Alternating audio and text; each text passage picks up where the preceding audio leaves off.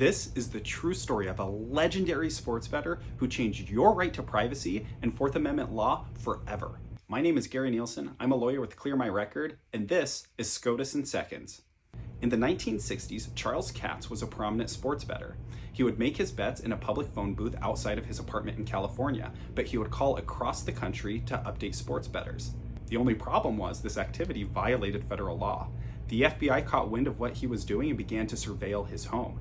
They came up with the idea of placing a recording device on the outside of the phone booth to listen in on his calls and determine whether or not he was conducting illegal activity. The problem is, they did not get a warrant before placing the recording device on the outside of his phone booth. The police collected enough evidence that he was transmitting wager information that they were able to indict him on 8 separate federal counts. However, Katz had a trick up his sleeve.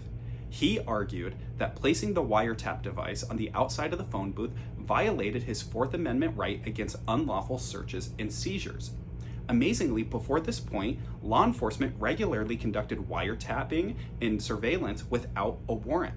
This went all the way to the Supreme Court of the United States, who agreed with Katz. It doesn't matter whether you're in an office or your home or a phone booth. When you close the door behind yourself, you have a reasonable expectation of privacy.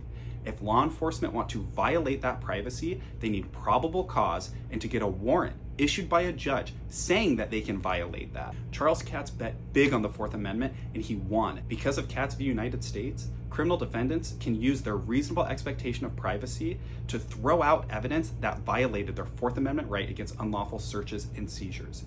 It's incredible to think, with how much technology had progressed, how scary of a state we would live in if the police could, without a warrant, listen to any and all of our conversations.